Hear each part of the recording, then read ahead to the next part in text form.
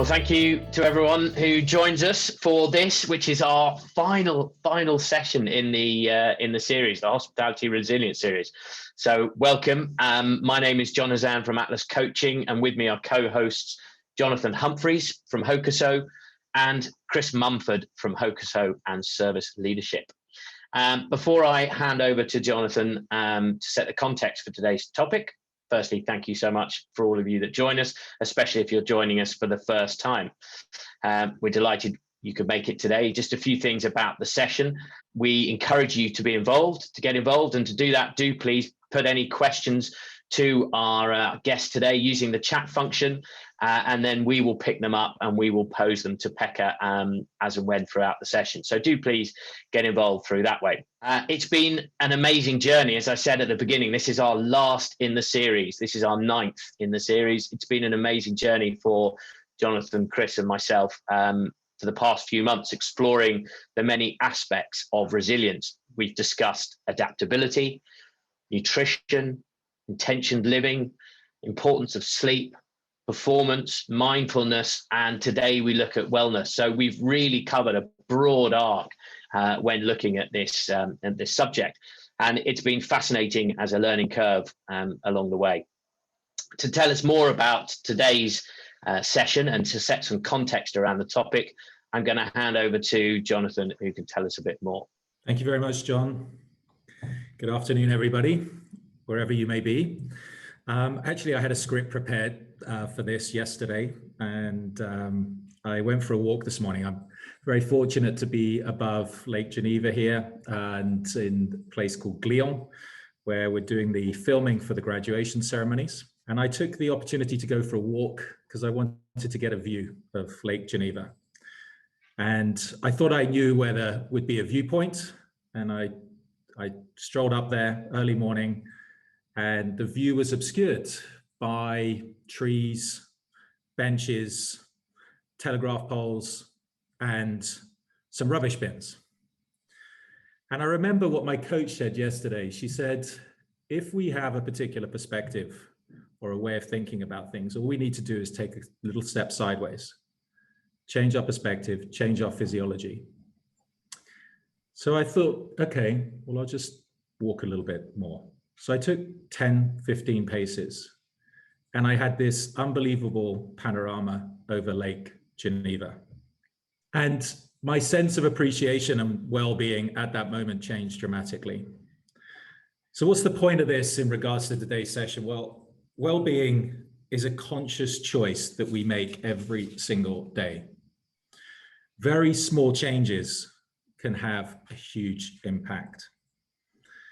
Hintsa, who we have on the session today, is focused on psychological and physical performance improvement through marginal differences, which have a significant impact on the athletes and professionals that they look after. Today's session is about well-being is an absolute must-have. It is not a nice to have. It is not a luxury anymore. Having a well-being and being well is absolutely essential. It is not easy, and we do not profess that this is easy. Chris, John, and I embarked on this over a year ago, as John has highlighted, and it started off as conversations that we were having together, and we realized that through collaborating and bringing in experts and bringing in yourselves and sharing our stories and our insights, maybe we could all help each other along this journey. This session today encapsulates all of our other sessions in one way or another. And it is our perfect session for us to close season 1.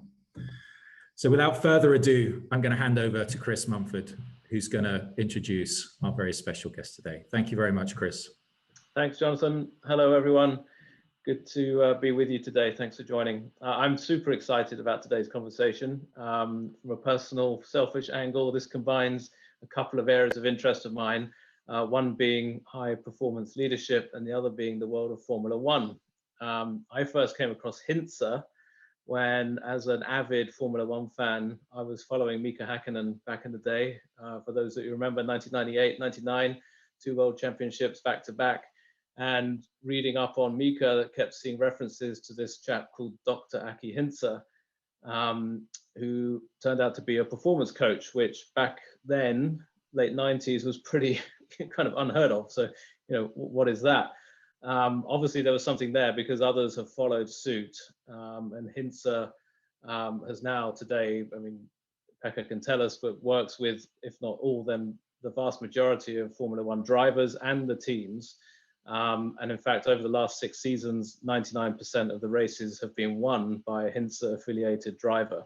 Dr. Aki Hintsa was a specialist in orthopedic and trauma surgery. He'd done some work with the Finnish Olympic team, but it was really during his work down in Africa where he got the opportunity to study elite Ethiopian long-distance runners and became fascinated, not just by the Ethiopians' dominance of that discipline, that sport, but also by their ability to have what he perceived as a real life balance that they were able to achieve. This learning then formed kind of the basis of Hintsa's work and coaching work centered around the construct that sustainable high performance is built on a foundation of well-being. Hintsa today doesn't just work in sport, they continue to work in a number of elite sports, but they're also moved into the world of business, coaching executives and leaders all around the world. And I would really encourage you to check out Hintsa's website, where you'll find a wealth of information and useful material. Last year, I was fortunate enough to be introduced to Pekka by an industry contact. Pekka is Director, Business Development and Executive Mentor at Hintsa. This follows a long, successful career at Nokia, where in his final position, he was Vice President of Concepting and Innovation. After Nokia, he founded 925 Design, a design agency for better working life. And he also co-authored a workbook, which is focused on practical solutions for higher productivity and higher energy. Pekka is an investor, active investor and advisor to musical and media startups, and is a sought after keynote speaker. We're extremely grateful and very lucky to have him with us today. And I'm sure, Pekka, you and I could probably spend the next hour just talking about Formula One, but that's not why everyone's here. So let's begin by talking about, if we may, this kind of concept of Superman, Superwoman. This is actually something Jonathan and I have discussed in the past, this idea that we're somehow meant to have these superhuman powers of being able to excel in all areas of our lives, but the reality being that that expectation can actually be somewhat of a hindrance and have the opposite effect. So maybe to kick off the conversation, do you want to start with kind of your definition of superhuman and how that links to well-being? Yeah, thanks, Chris, for first of all gentlemen for inviting me here and the kind introduction. I think that if I show you a picture where this superhuman concept and discussion came with between Chris and I a couple of days ago. So, we think that we are grown-ups, well, which we essentially are. But when my now grown-up daughters were growing up, there, many people said to them that and to me that, hey, children need to understand that you don't get everything immediately. And following these two wonderful young ladies to grow up, I thought that, well, they don't need that advice. We do. We more experienced people, because we think that this is our ideal, so that we need to be performing big time at our work. We need to be loving spouses, dedicated parents. If we have hobbies, we go all in. These are mine. I want to have a perfect backhand in tennis. Well, 54 years of age, far from perfect. I want to write more books. I want to be a guitar hero. And I want to travel the world. I want to have languages. And we think that is possible. One of my colleagues said, well, Pekka, we can get it all, but not at the same time. And when you think about it, we grown-ups, we look at Facebook photos where our friends are with drinks with umbrellas by the pool and smiling kids and smiling families. We forget that it takes 1/60th of a second to take a photograph. So that is not a picture of what is going on. But many professionals think that if they go for sports, they go to very demanding sports. If they have a hobby, very demanding, not realizing that, hey, we have limited resources. And the point is that how are we using those resources to live a, well, good life? Hence our slogan, if you will, invented by Dr. Hintsa in Ethiopia, is that better life brings better performance. And that is what we try to, share with the world. If I take a couple of more steps of what's going on, when we talk with companies and individuals who are at high performance, we often talk about concept of peak performance. And if you look at this picture, there was already 1909 a study made which had basically this picture developed by researchers named Yerkes and Dodson. And they basically were saying that, human being needs a certain amount of push, stress, stimulus to be able to, well, live a good life and perform. Because on the left, if you don't do anything, you bore out. If you don't do too much, you actually burn out. But the major thing here is that if you aim for this peak performance, like top athletes do, it's a dangerous spot to be.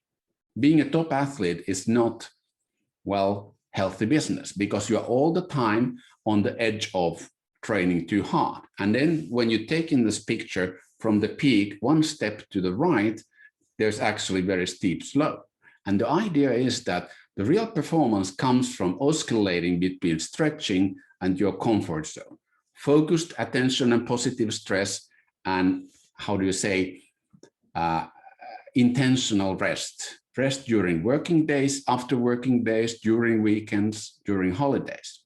We just discussed before we started this session with the team that Finland is a strange place, which it basically closes for July. So everybody goes there, to their summer cottages. Finns like to be alone in the holiday. We are unlike the other Europeans who get to the beach together. We want to be alone.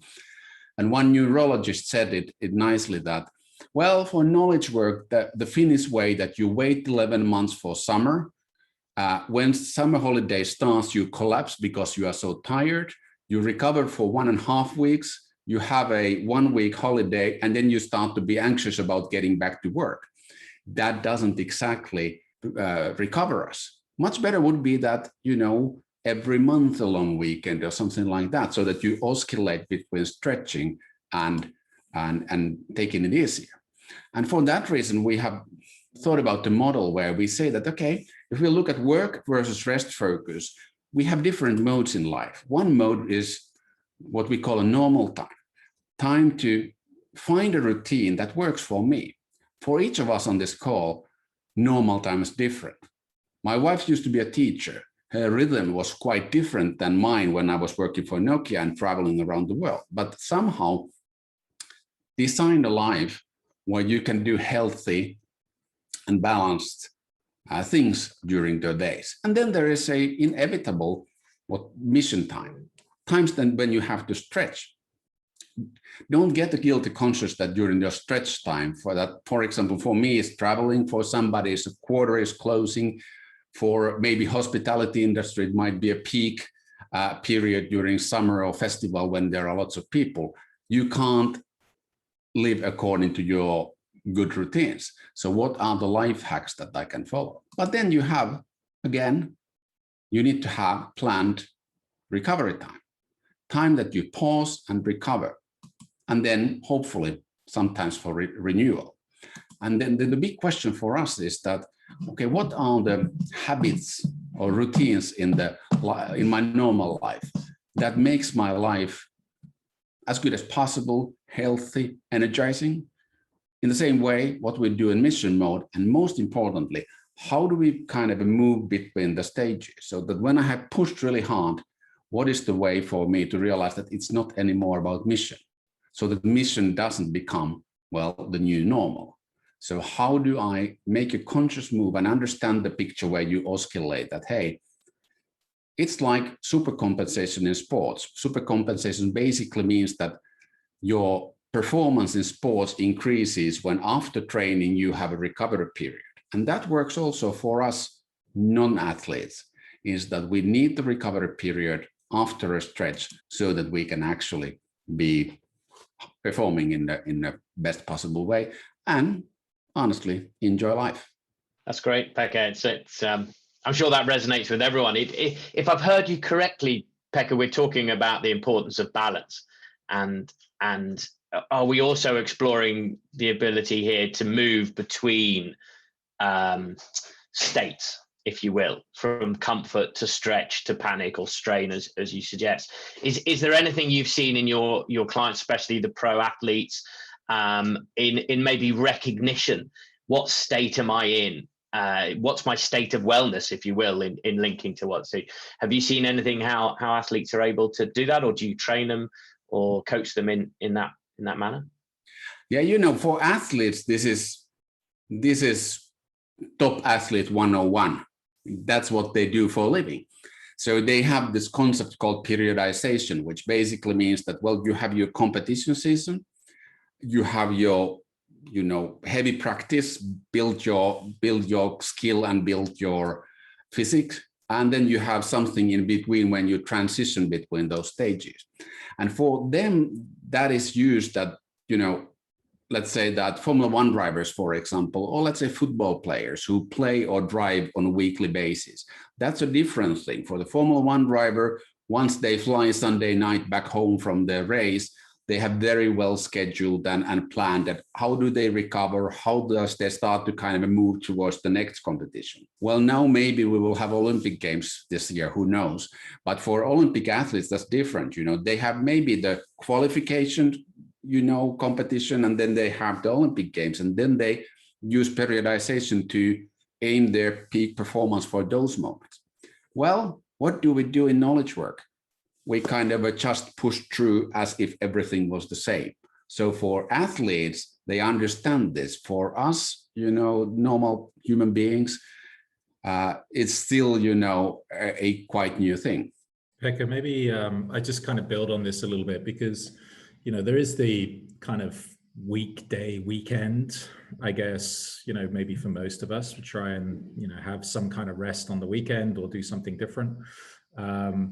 Maybe in the evenings or whatever it might be, early mornings. But what I found, especially during this environment, and it obviously depends where what we're doing in terms of our work, but a lot of this is online at the moment, and number of meetings have increased. So I personally feel, and having spoken with many people, and I'm sure many people on this call feel a similar way, is that the need to be in performance mode all the time is pretty high. So, obviously we're performing now on this session, I hope, and I hope all the listeners will engage as well, and they'll be performing. But, it's very difficult to keep this kind of performance up the entire day, going from call to call, video call to meeting to other sessions. Maybe in a normal working environment, less meetings, you had a little bit of an opportunity, but I don't think we were consciously choosing, to be able to do this. How can we do this in a typical work day where we can get this balance? We're not waiting for the evenings when we're, exhausted. How can we just shift between these various states that John's mentioned? On a going back to how I introduced the session, these small adjustments that we can build into our lifestyle. So it becomes more of a lifestyle rather than something we look forward to. I can understand the athletes when they've got these very, very segmented periods of their life. But for us, it's every day. So it would be great to have some suggestions on how we can incorporate that. Well, Jonathan, that was a big question. How many hours do we have to discuss about? Seriously speaking, I think that there's many things. First of all, what you said in the beginning, which was that, especially now with COVID and being online, already a year ago, McKinsey did a study in China who were, after the first wave of COVID in China, and said, well, quite intuitively that blurring of your working time and your own time has been one of the most stressful things. And one of the tools there is that we build routines that help us to separate. So if you work from home, then fake commute, so that you make a routine in the morning. I used to kind of have a walk around the block before the working days, so that that's a sign for my brain that now work starts. In the same way, in the evening, I have another routine that it was making dinner. That was a sign for me that, hey, Pekka, that's enough. That was the working day. Because, well, I'm the what they call a work-life integrator. I don't mind working, you know, unusual times, but because it has been, how do you say, it hasn't been because of my free will during the past 1.5 years, that starts to be stressful. So people need to have a feeling of choice. But when you then, Jonathan, talk about during the working day, I think that one of the most important realizations is that, according to studies, we human beings can focus maximum 4 hours a day to really intensively. What the original researcher, Dr. Erickson, says that if we want to have deliberate practice, and he's referring to musicians in this case, then 4 hours is the maximum, and everything else is something, you know, which is not that focused and not that productive. Basically saying that, taking that into account, how do we, you know, chop the day in a way that there are breaks, there are those hours when we 100% focus on something, and then there are those hours when we accept that I'm not in my, you know, full capacity. So what do I do then? How do I schedule my routine tasks for those times? But I think that it's important that to think about habit formation. So habits basically require a trigger, and the trigger might be time of the day, place, emotion, meeting a human being. Like my colleague is saying that when she comes back home from the office and she has 2 very small children, and if she want to be the person whose mind is still somewhere else than home, she has this trick that when she touches the doorknob, she asks the question, who do I want to be inside of this door? And that kind of primes her that, how do I want to behave? So basically, how could we do this trigger points during the working day, that when I'm in this room at the office, that's a time for taking a little bit easier. When I'm in the cafeteria, that is only for, you know, no business talk during lunch or whatever. But building these personal routines is probably one of the deals. Pekka, I like that a lot. And I think if we tie that back to the matrix that you presented earlier with the mission time, recovery time, neutral time, normal time, renewal time and normal time, if you think about those 4 hours, what you're saying is that we could, if we know and allocate those 4 hours as our mission time, and then we can schedule the day, but also have different places where we're actually engaging in those different times, then we're going to be energized at the right time. And we're going to be recovering at the right time. So I like that. Thank you. And you know, building on what you just said, Jonathan, there's another thing that has an impact, which we all have what we call a chronotype. So we are morning persons, we are evening persons. Funny thing is that the business life rewards morning people, and then social life rewards evening times. But the big thing for me personally was that to realize that I'm a evening type, which means that my focus time really, if I want to make a presentation or if I would need to write something, don't even try before 4 p.m. because nothing's going to happen. And I thought that I'm lazy or I'm stupid or something like that. But no, it's just how my brain works, which means that I need to then schedule things that are more routine or where I have a inspiration and energy from other people to the morning. And then I can operate very well in the morning. But that helped me hugely to kind of realize that, hey, don't agonize in the morning that, hey, I don't get anything done because, well, I don't.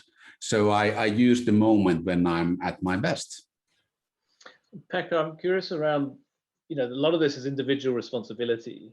And you talk about habits forming and so on. Now, not everyone, for example, is in control of their own agenda for a start to better, necessarily slot this stuff in. So, and I'm wondering around the organizational responsibility and what you've seen as to how, companies and employers adapt to this and create, culture where this is kind of accepted, but also encouraged.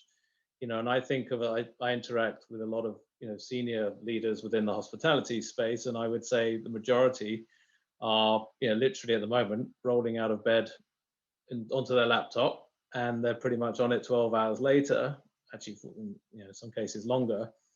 So then you wonder, oh, what sort of example is that setting for their people? They expected them to be the same because they're seeing the bosses doing that. So I don't know I'm curious as to what you've seen as to how organizationally you can help address and create the environment and space for this.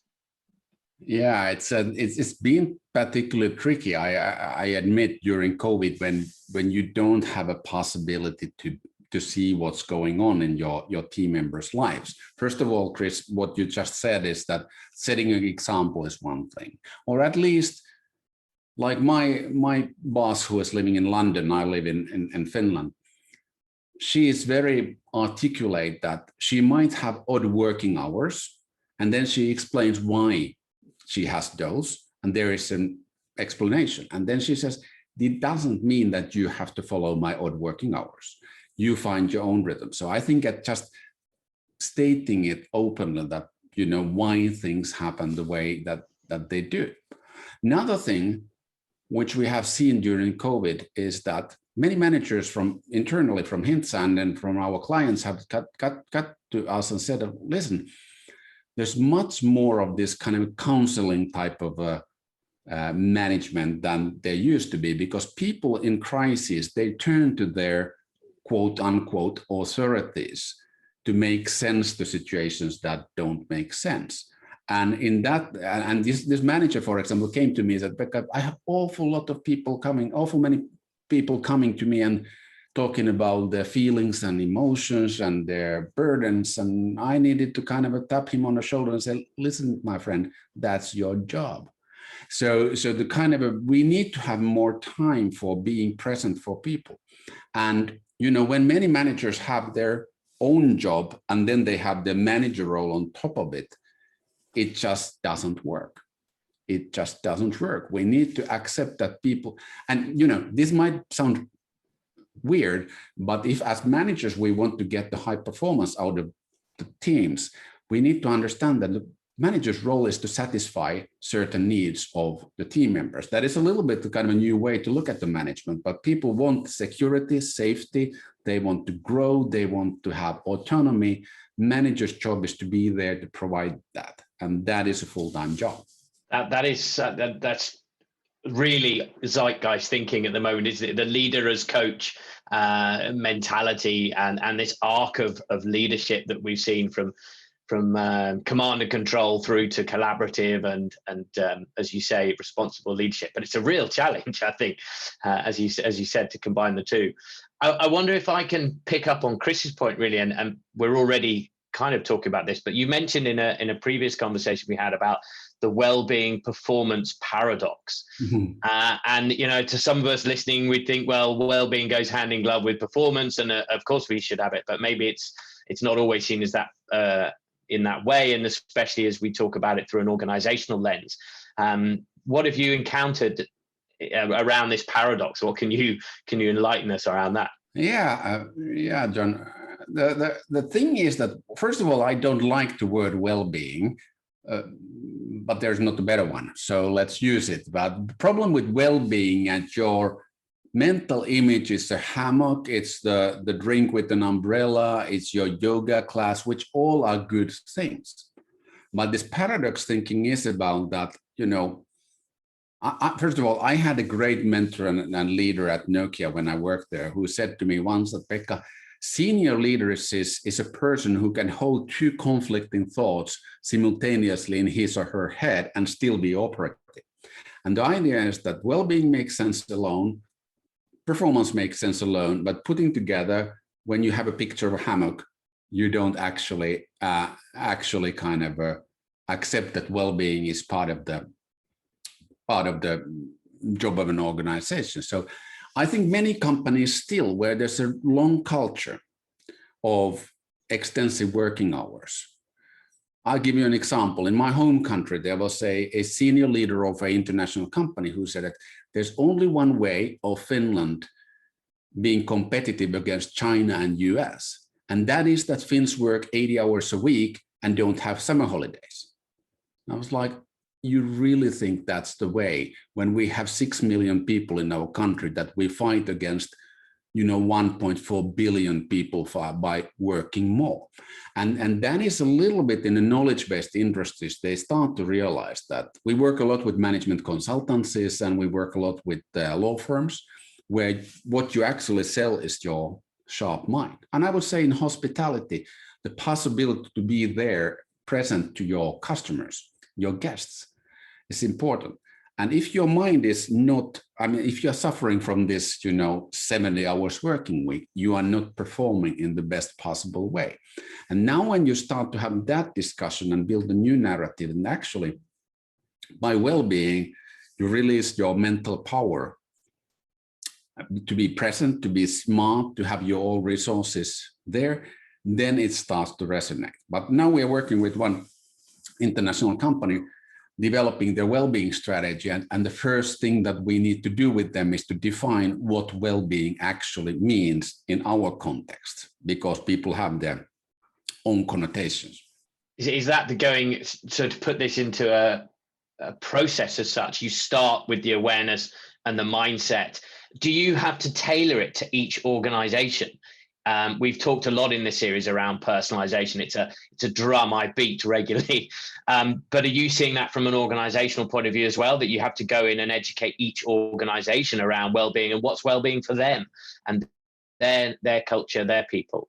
Does it work that way? Absolutely. Let's take an example of working with management consultancy, where working hard is a 100 years old tradition. And it's very hard to change because that's how that operates. And then we're okay. Like a friend of mine who is a psychologist said to me once that my job, Pekka, is not to change the system where my clients are living in. My job is to help them to flourish in the system that they have selected to be theirs. So for example, for the management consultancy, we accept that there's a culture which is changing really, really slowly of these extensive working hours. Even though we say that after 60 hours, added hour per day for work is not improving your productivity anymore. And after 70 hours, it's declining your productivity. That still doesn't, culture is more powerful. So we need to start off talking about, okay, what are the little things? What is your normal mode? Maybe coming back to the 4-mode picture that we had, each of us individually and each organization need to define what normal mode, what mission mode, what recovery mode means to you, and how do you start to build it. So really long answer to very sharp and straight question, John. Yes, we need to personalize that per organization. I was just going to say, even at the individual level, right? I just, again, if I can reference Formula One, indulge me. I would imagine even a Mercedes, Lewis and Valtteri, Bottas may have different approaches to how they go between these 4 modes you were talking about. Yeah, absolutely. And what is life? Somebody has said that one of our coaches who used to actually coach Sebastian Vettel, he said that being a Formula One coach is like marriage without the benefits. So you live in the same village. You are coach, you are friend, you are client, and they are your clients, and you kind of live their lives together with them, so that you have this is not revealing any secrets because you can read this from newspapers. Lewis used to travel quite a bit around the world, and Sebastian had family life. So then you try to adapt those things in the best possible way between the races, during the races, or from Thursday till Sunday, which is your race weekend. The biggest job of a coach there is to build this bubble around the driver so that you can get your focus 100% of where they need to be. Not too many fans, not too much PR. Just making sure that you build the life or you build the days to fit in the best possible way the way that that driver performs the best. Somebody wants to be really calm. Somebody needs to be poked a bit to get them a little bit irritated, to get their, adrenaline and cortisol to go up so that they perform. It depends on the driver. You're absolutely right, Chris. Could we explore that a little bit more, Pekka? The psychological aspect of coaching with Formula One drivers, and you talked about creating this bubble around them. Obviously, it's customized, as John's highlighted.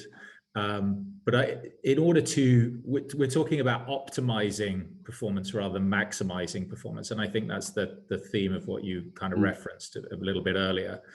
So I was just wondering if you could give examples of techniques which work or you've seen working that help optimize the performance of the Formula One pilots at these particular points during their races. Maybe there's some consistency that you then apply to leaders as well within the leadership environment that you're obviously coaching in.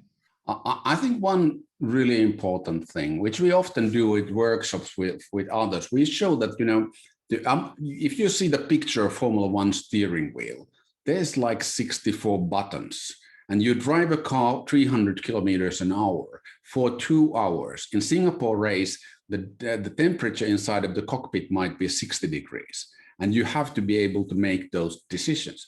So one of the crucial things for any driver is how to focus your attention. So, and I think it's same for us in business. So that how do you manage your mobile phones? How do you manage your emails? How do you manage all that kind of a clutter that is around of you? With Formula One, you can build the bubble during the race weekend, but in the office, we can't. And still, attention is one of the key drivers for our executive function in our brain, so that when we need to focus, we are able to focus. And we have different mechanisms, of course, for that. Some people have a luxury of an assistant. That's a different thing. Somebody needs to book focused hours in their calendars. Third one needs to totally strip down their mobile phones. I did, for example, this one thing. My friend who is an entrepreneur in Silicon Valley, he said that he realized that when he was traveling from home in San Francisco to Palo Alto on the bus or train, he always produced his mobile phone and, mindlessly browsing. And then he quit. He said that social media is only on my home PC. I need it for work, but it's not on my mobile. I did the same. I removed all the social media and email applications from my mobile phone. A funny thing, when I was commuting, I sat down in the subway and reached to my breast pocket. I took my phone, I looked at it and I said, there's nothing there. So I put it back, and I was really nervous for a while, but actually what happened, it helped me to calm down and to be more focused. And but then lots of other tricks. Pay attention the next time, Chris, when you are watching a Formula One race. For example, with Pierre Gasly, I can say this because that was in a Netflix series. You could see that also. He is playing with tennis balls with his coach there, juggling a bit and maybe having reaction tests. That is also preparing your nervous system to be ready for the race. And that might be for a knowledge worker, nice thing too, that when you start your working day, in addition to using a lot of coffee, what do you do to wake up your nervous system to be ready? Tiny little things will help a lot. I love that. Lots of because I'm going to try and take up juggling. That's my takeaway from this. Very good. I predict failure. Can I interlude here with a question? We've had a question from Rhea. After everything that has come to pass, the focus on work seems to be on quantity, i.e. the amount of hours worked, rather than quality of the work. How come?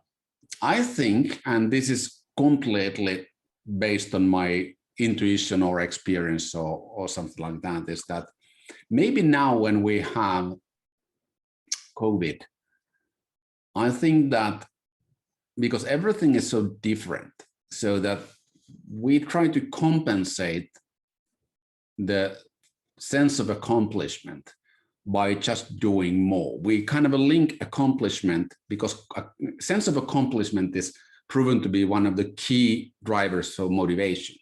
And now when you don't have the same signals that you used to have when you can meet your clients or you have meetings with your colleagues or all that, that is not there.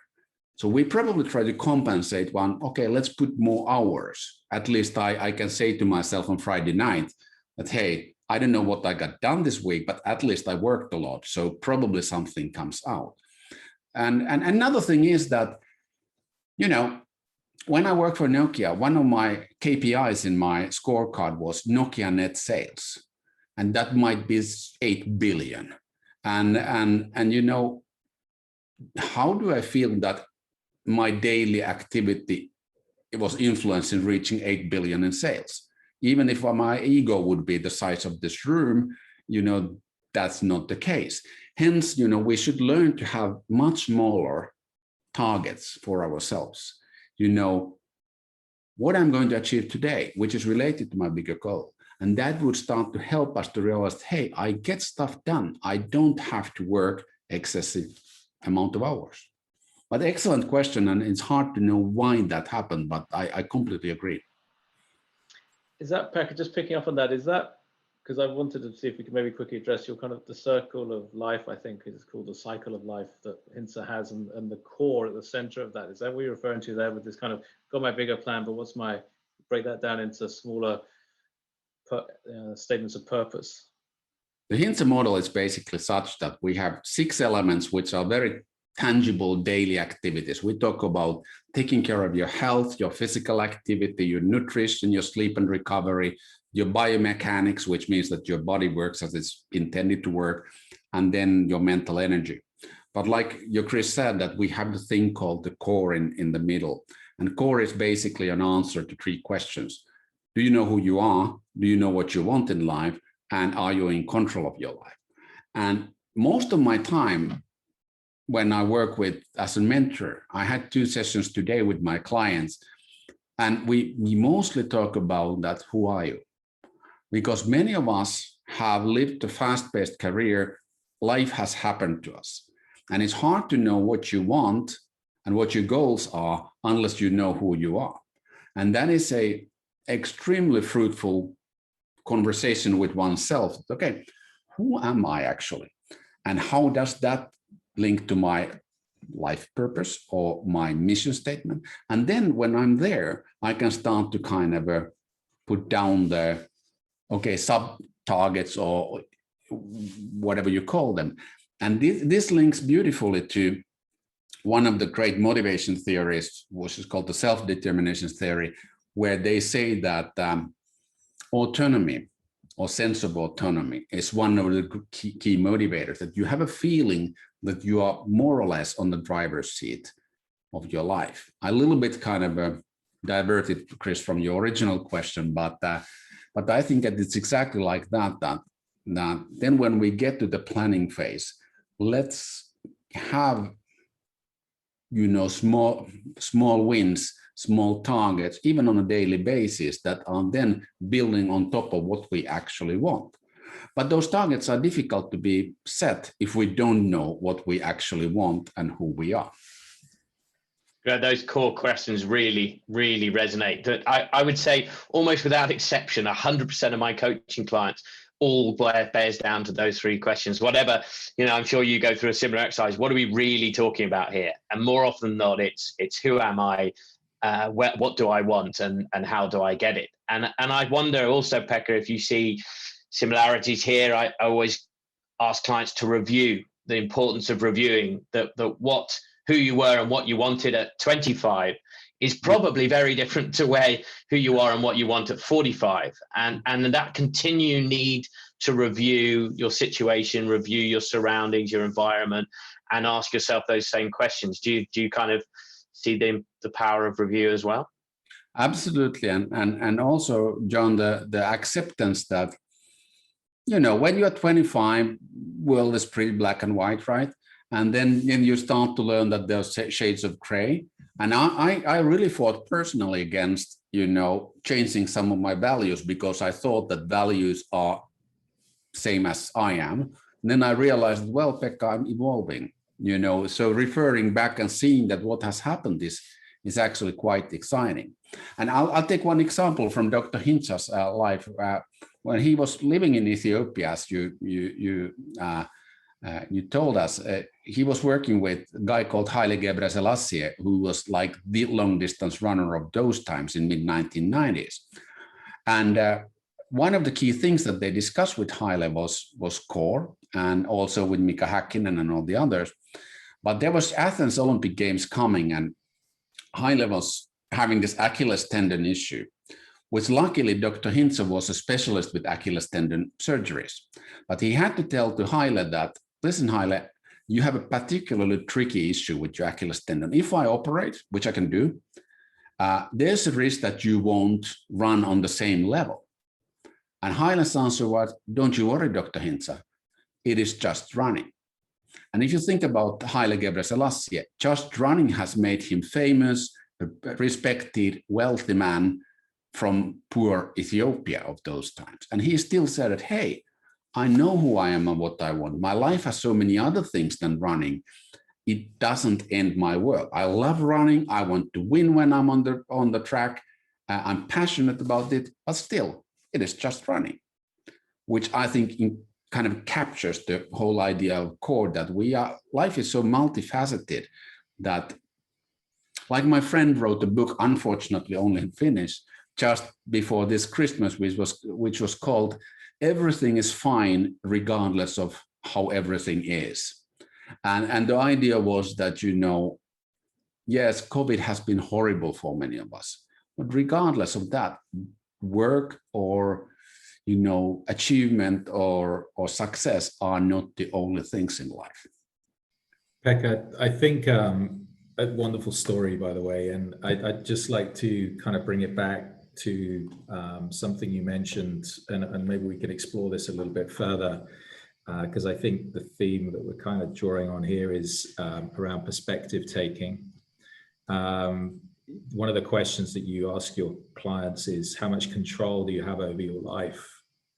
The last one. And you mentioned autonomy is one of the big deciding factors. And I think that has a very specific link. If you feel like you're in the driving seat, it has a specific link maybe to well-being, because you feel that you're able to put those things into your day that allow you to do them.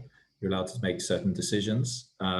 I'm a great believer in habit stacking and having these habits very small, that they're achievable, and then combining them together. I'd love to come back to the core and then the elements, because then I think having a habit that's based on all of those different elements and having that stacked in the day. But could you maybe give us an example about autonomy? Because I think autonomy is around perspective. Whether we perceive we have autonomy or we don't perceive we have autonomy is really our own individual perspective and perception of the situation. So I'm wondering how you help your clients, what techniques you use to allow them to change the perspective of the autonomy that they actually have and the control that they have over their own lives. No, I think, Jonathan, wonderful question and wonderful point. You basically answered it already, in a sense that it is a question of perspective.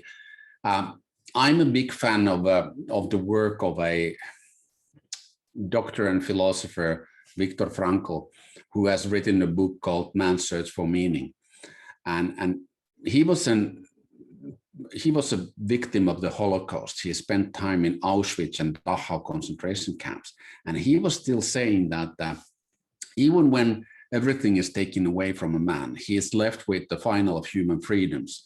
Freedom to choose your attitude in any given circumstances, freedom to choose your own way, which could sound self-helpish unless there was this backstory of Auschwitz and Dachau. And basically, Jonathan, to your question, for me, this perspective is exactly this, that discussing with the client that, hey, let's take my management consultant clients. When you joined that company, you knew that it's demanding. It is like you are joining the Premier League in football. You didn't join the village football club. When you joined the elite team, you knew that what's going to take. And that was your choice.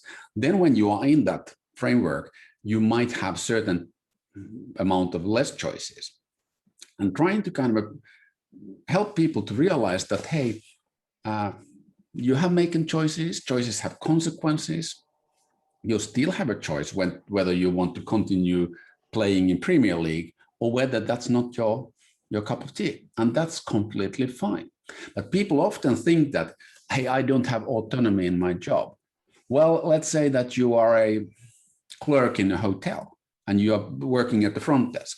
Well, you don't have the remote work possibility there. You are missing some piece of autonomy there, but you had the choice to take that exact job. So we try to kind of put them into perspective, as you say, Jonathan, of that, okay, what was the number one choice that maybe narrowed you some other options?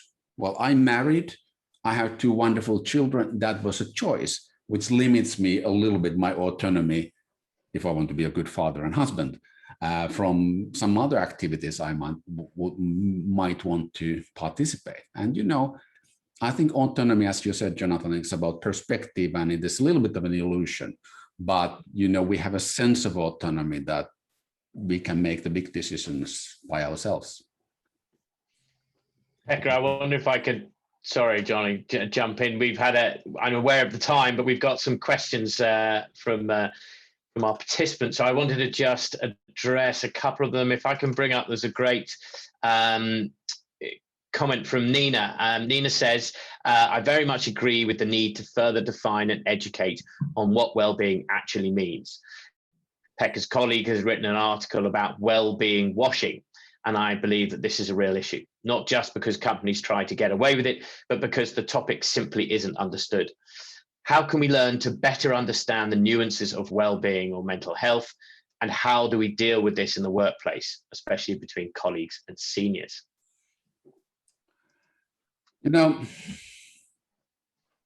Of course, there are many ways, but typically what works in companies, if you can show a correlation between your changes towards well-being and actually your KPIs.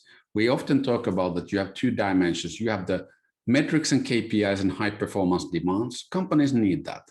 But then you have well-being on the 2x2 matrix on another axis. If you only have hard measures, you become this arrogant, too tough an organization. If you only think about well-being, you become a nice place to work where nothing gets done. So the optimal is then when you have both. And I think that linking well-being to real results of the company often helps. And second thing is, Nina, that experimentation. Let's try something. It's like habit formation in general. If you try to change your life at once, it's just too overwhelming. Let's try this thing in our company, or let's try that thing. Let me take an example. We started this Brené Brown's 2-word check-in in all our management team meeting. We start them by asking, how are you doing, John? I mean, how are you really doing? And people answer with 2 words. And there's a feeling of being acknowledged. Hey, I can have a bad day and I'm still a good person. And that has changed our management team completely. We are more open. We are closer than we were when we met physically. So trying these little things and link the business result to it is probably one of the ways.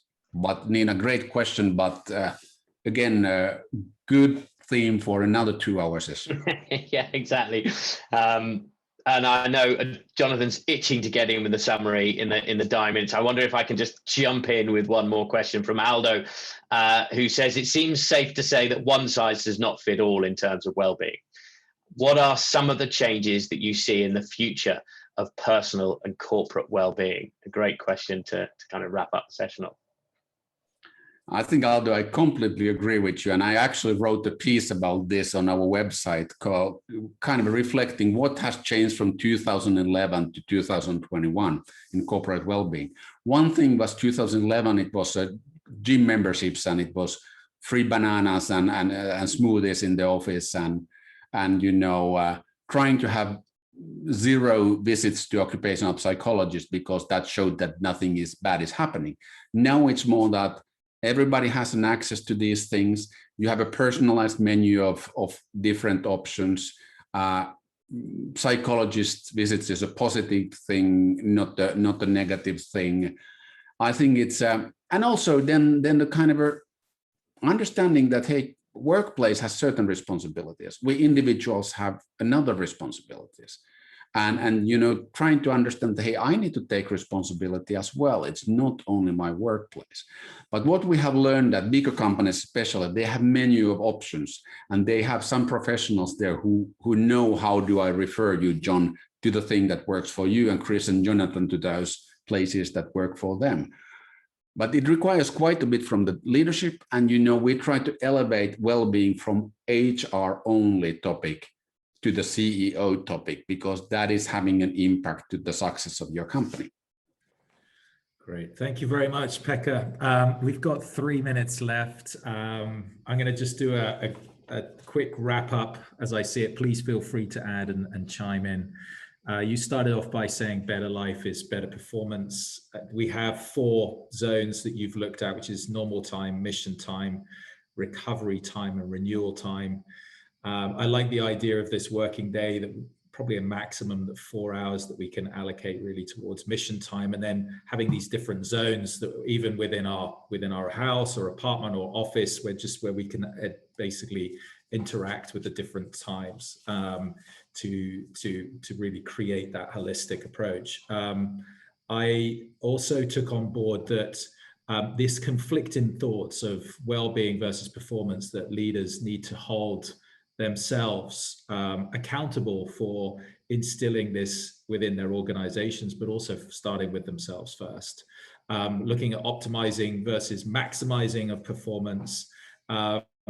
I like this focus attention, this bubble that we could create by eliminating as many distractions as possible, so that we can really focus and perform when we absolutely need to.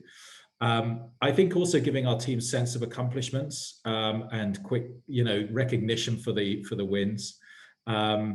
Also, we talked about perspective taking, the role of autonomy, and the control or lack of control is very much how we perceive it to be.